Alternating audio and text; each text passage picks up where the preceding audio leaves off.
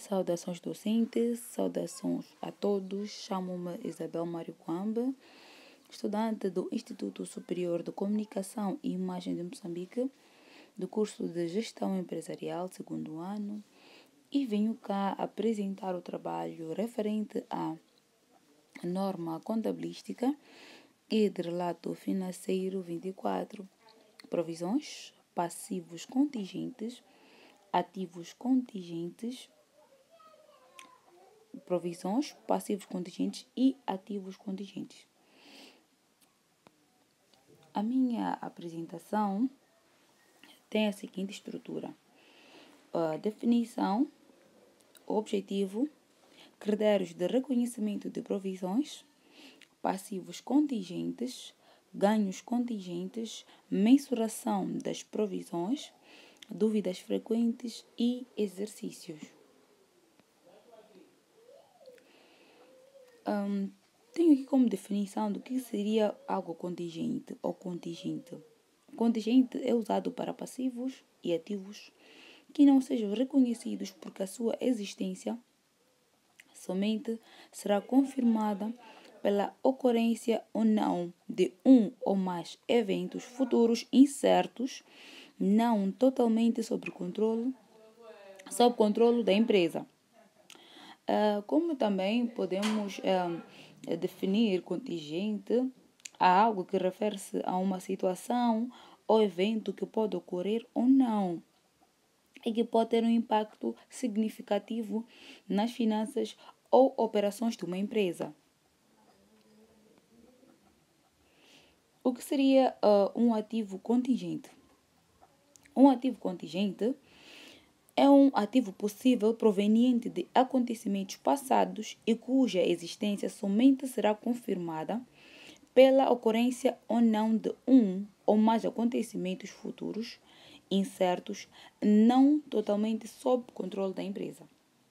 Como também podemos definir um ativo contingente como um direito ou benefício que pode ser realizado dependendo da ocorrência ou não de um evento futuro incerto.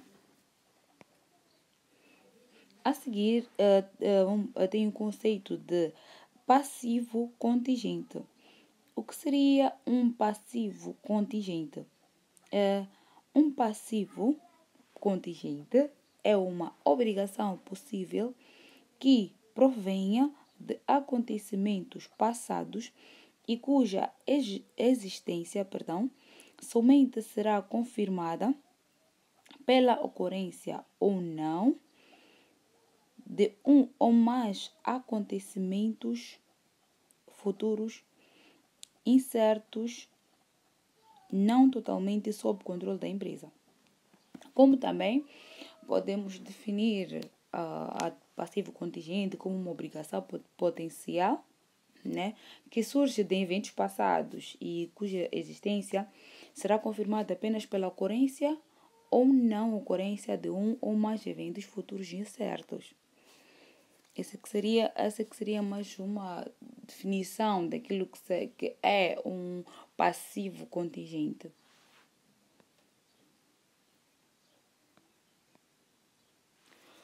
E quanto ao passivo contingente, que é uma obrigação presente, resultante de eventos passados, mas que não é reconhecida por quê? Porque não é provável que uma saída de recursos incorporando benefícios econômicos seja exigida para liquidar a obrigação ou a quantia da obrigação não pode ser mensurada com suficiente fiabilidade.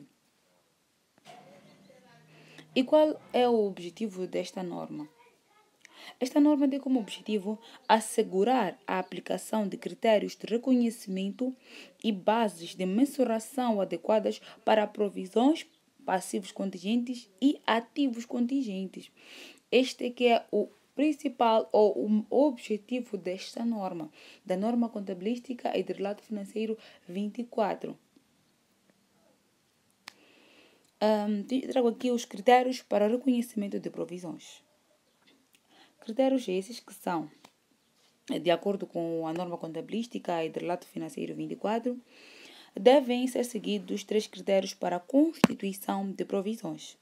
O primeiro critério é a existência, existe uma obrigação presente legal ou construtiva proveniente de um acontecimento passado. Neste critério, este critério é muito importante, pois algumas das obrigações não cumprem este critério. E uma vez que se referem a cobrir custos futuros para os quais não existe uma obrigação na data do balanço. E se essas condições forem satisfeitas, não se deve reconhecer qualquer provisão. O segundo critério é provável a saída de recursos para liquidar a obrigação. Neste segundo critério, as provisões, neste caso, podem ser determinados num período e não se reconhece uma provisão, ou porque não se considera que a perda é provável, ou porque, sendo a perda provável, neste caso, a mesma não é quantificável com fiabilidade. E isto serve para o segundo e o terceiro critério, que pode-se efetuar uma estimativa fiável da obrigação. O que seria a melhor estimativa? A melhor estimativa seria a quantia reconhecida como uma provisão, que deve ser melhor estimativa do que do dispêndio, neste caso, exigida para liquidar a obrigação presente à data do balanço. Os riscos e incertezas referem-se a riscos e incertezas que inevitavelmente envolvem muitos acontecimentos e circunstâncias neste caso, e esses devem ser tomados em consideração. Quanto ao valor presente, quando o efeito do valor temporal do dinheiro é material, a quantia da provisão deve ser o valor presente. E quanto aos acontecimentos, são acontecimentos futuros que possam afetar a quantia necessária para liquidar uma obrigação, e neste caso devem ser refletidos na quantia da provisão. E quanto à alienação, os ganhos, neste caso de alienação esperada de ativos, não devem ser considerados na mensuração de uma provisão. Quanto aos reembolsos, na demonstração de resultados, neste caso, o gasto relacionado com a provisão deve ser apresentado líquido da quantia conhecida do correspondente reembolso. O reembolso deve ser reconhecido somente quando é quase certo que o mesmo será recebido e se a entidade liquidar a obrigação.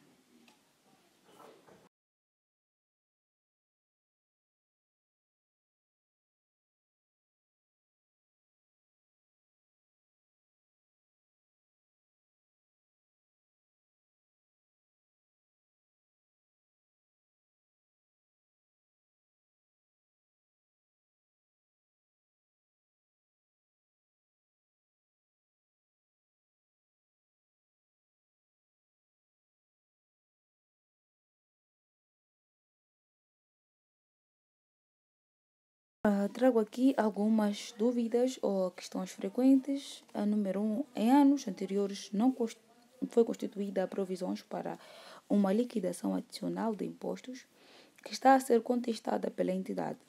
Devo manter a mesma posição? A resposta é não. A provisão é uma estimativa contabilística sujeita a alterações, neste caso, por evolução da jurisprudência, entre outras possíveis causas. Assim, terá de ser novamente analisada a necessidade de reconhecimento da provisão, tendo em conta os dados atuais. A seguir tem uma outra dúvida frequente. Em anos anteriores, reconhecemos uma provisão para a liquidação adicional de impostos que está a ser contestada pela entidade, devo manter a provisão? A resposta é não. Os argumentos da questão anterior aplicam-se a esta situação. Aqui poderemos vir a desreconhecer a provisão se considerarmos agora que a perda já não é provável. A seguir, tenho aqui alguns exercícios. Um ex-empregado moveu um processo judicial reclamando uma indemnização de 50 mil meticais. No ano N, a perda foi considerada provável. Em N mais 1, considera-se que a perda é possível. Efetue os lançamentos contabilísticos aplicáveis. Considere uma taxa de imposto sobre lucros de 30%. A seguir, temos a solução ou a resolução do exercício, que temos como lançamento contabilístico no ano N, a débito a conta 66, provisões do período, processos judiciais em curso. A seguir, temos o lançamento no ano N mais 1, temos a debitar a conta 481, provisões, processos judiciais em curso, no valor de 50 mil meticais.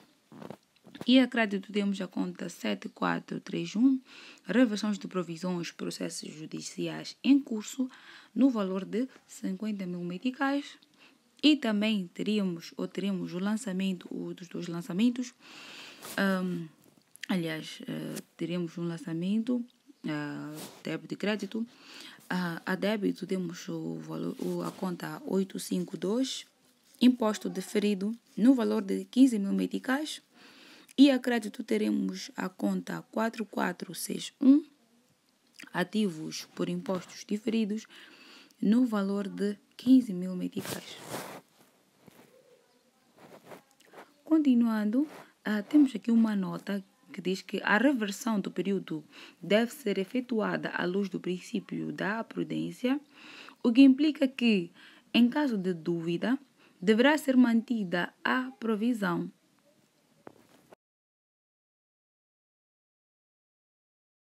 Temos aqui um segundo exercício que diz que uma empresa erra num processo judicial, o montante reclamado é significativo e o processo está numa fase inicial e, embora os gestores estejam a defender energicamente a sua posição, não é possível determinar o desfecho do processo. A questão que fica é: qual deve ser o tratamento a dispensar aberta a situação nas demonstrações financeiras? Temos como a solução, a resposta, que trata-se de um passivo contingente. Nas notas das contas, terá de ser divulgada a existência do processo judicial, as datas dos eventos significativos, incluindo as datas de audições e resumo de reclamação, incluindo os valores envolvidos, a expectativa dos gestores e dos seus consultores legais sobre o desfecho do processo e, caso não seja provável indicar os valores envolvidos ou avaliar os desfechos, referir esse fato. E tenho aqui um terceiro exercício que diz que em 31 de junho do ano N, entrou em vigor uma nova legislação que obriga uma empresa a instalar nas suas fábricas um novo filtro para fumo até 30 de junho de N mais 1. O dispêndio estimado é de 100 mil meticais e será incorrido no primeiro semestre de N mais 1. Deve ser constituída uma provisão em 31 de dezembro de N? E a resposta é não. Em 31 de dezembro de N, não existe uma obrigação presente, apesar de existir uma lei que obriga a empresa a efetuar um dispêndio. Este será efetuado no futuro. E temos também a seguir como quarto exercício, tendo por base o exercício anterior e assumindo que as empresas ou a empresa procedeu à instalação dos filtros até 30 de junho de N+1, qual o tratamento contabilístico a ser dispensado a esta situação nas contas deportadas a 30 de junho de N+1? E a resposta é: continua a não ser aceitável a constituição de provisão para a instalação dos filtros. No entanto, poderá ter de ser constituída uma provisão para eventuais multas e ou outras penalidades que resultem deste atraso. Além disso, as contas, neste caso as notas explicativas, terão de incluir uma divulgação sobre esta situação.